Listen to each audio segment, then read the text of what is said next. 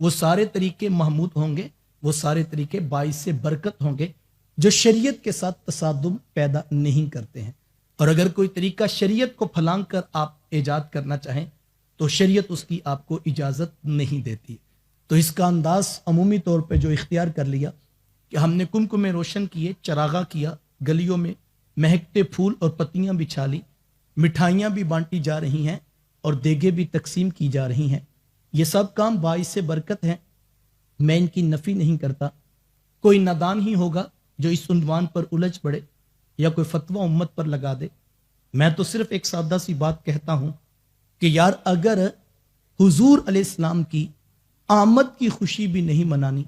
تو پھر کائنات میں خوشی بچتی کون سی ہے؟ خوشی ہوتی کیا ہے؟ خوشی کہتے کسے ہیں؟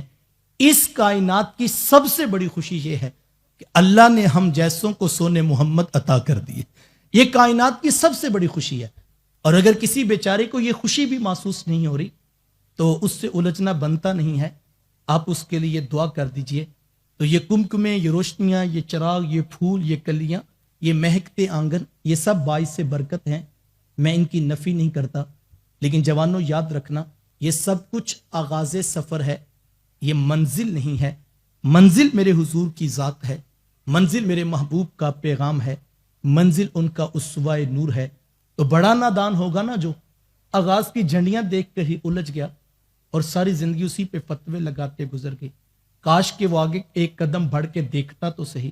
شاید دل سے یہ آواز بھی آتی کہ یار جس سفر کا آغاز اتنا خوبصورت ہے اس کی منزل کتنی پیاری ہوگی۔ لیکن میں ساتھ یہ بھی کہتا ہوں کہ اگر وہ نادان ٹھہرا جو ساری زندگی جھنڈیوں پہ ہی الجھا رہا اور ایک قدم آگے بڑھنے کے لیے ہی آمادہ نہیں اور دیکھنے اور سننے کا بھی مزاج پیدا نہیں کر سکا، تو یار اگر وہ نادان ٹھہرا تو وہ بھی تو کوئی عقل مند نہیں ہوگا جو ساری رات جھنڈیاں ٹانگتا رہا، چراغوں میں تیل ڈالتا رہا، کمکمے روشن کرتا رہا، مٹھائی کے ڈبے پیک کرتا رہا، اور جب صبح فجر کی اذان ہو رہی تھی اس کی بھی آنکھ لگی ہوئی تھی اور وہ بھی مسجد میں آنے کے لیے آمادہ نہیں ہے۔ وہ جھنڈا پکڑ کے سارا دن جلوس میں جو ہے وہ گزار لینا تو آسان ہے اس کے لیے، لیکن مسجد میں آنے کے لیے اگر 12 ربیع الاول والے دن بھی وہ آمادہ نہیں تو وہ جھنڈیوں کو ہی سب کچھ سمجھ بیٹھا اور جھنڈیوں میں ہی اتنا کھو گیا کہ وہ بھی منزل کی طرف بڑھنے کے لیے تیار نہیں ہو سکا۔ تو یاد رکھیے گا، منزلیں نہ الجھنے سے ملتی ہیں نہ یوں کھو جانے سے ملتی ہیں، منزلیں تو دم دم یار کے ذکر سے ملتی ہیں، منزلیں تو سیرت کو اختیار کرنے سے ملیں گی، منزلیں تو ان کے اسوہ نور کو اپنانے سے ملیں گی، منزلیں تو ان کے کردار سے روشنی حاصل کرنے سے ملیں گی۔ اور اگر ہم اس کی طرف آنے کے لیے آمادہ نہیں ہیں، ہم جھوٹ بولتے ہیں، دھوکہ دیتے ہیں، فراڈ کرتے ہیں، خیانت کرتے ہیں، 2 نمبر 10 نمبر 20 نمبر مال بھی 1 نمبر کہہ کے بیچ لیتے ہیں، تو پھر فرق نہیں پڑتا صاحب ہم نے بیچ یہاں لگایا یا جھنڈا چھت پہ لگایا۔ میں اور آپ محاسبہ کر لیں۔ دیکھو کوئی کمپنی بھی اس بات کی اجازت نہیں دیتی کہ اگر آپ ہماری پالیسی کو اختیار نہیں کرتے ہیں، آپ ہمارے اصول و ضوابط کو نہیں مانتے ہیں، تو پھر ہم آپ کو اجازت نہیں دیتے کہ آپ اپنی دکان پہ بورڈ ہمارے نام کا لگائیں۔ یار جو چھوٹی سے چھوٹی کمپنی ہے آپ کی، وہ بھی اتنی خوددار اور غیرت مند ہے کہ وہ گوارا نہیں کرتی کہ کوئی ہمارا نام کیوں استعمال کرے۔ تو میں کہتا ہوں کائنات عالم میں جو حضور دین لے کر آئے ہیں اور وہ قیامت تک کا دین ہے،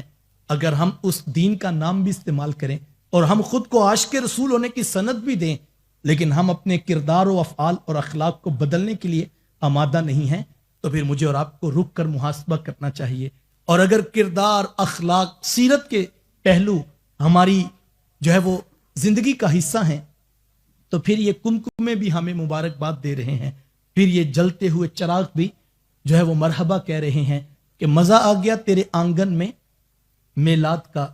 کہ تیرے آنگن میں مہکتے پھول بھی تھے اور تیرے بیٹوں کی پیشانیاں بھی مالک کی دہلیز پہ جھکی تھی، تیرے بچوں کی زبان پہ بھی سچ تھا اور تیری بہنوں کے سروں پہ بھی حیا کی چادر تھی۔ تو پھر تو یہ مبارکباد کا سما ہے، اور اگر نہیں ہے تو یہ تجدید عہد وفا کی رات سمجھ لیجئے کہ ہم حضور علیہ السلام کے دین کے لیے دیکھیں ہم نے کیا کیا، اور اس نعمت کبریٰ کے مل جانے کے بعد شکرانے کا حق یہ بنتا ہے کہ ہم اپنی زندگی کو بدلنے کا عہد کریں۔ تو مجھے اور آپ کو نئے جذبوں کے ساتھ عہد وفا کرنا ہے، اپنے من میں اتر جائیے، میں اور آپ ایک مرتبہ خود کو ریوائز کر لیں، نئے جذبوں کے ساتھ ہم جو ہے سیرت رسول کریم صلی اللہ علیہ وآلہ وسلم کو اختیار کریں، اور صبح سے لے کر شام تک، سر سے لے کر پاؤں تک محبوب علیہ السلام کی سیرت کو اختیار کرنے کا جذبہ پیدا کیا جائے، اور یہی مقصود ہے میلاد کا۔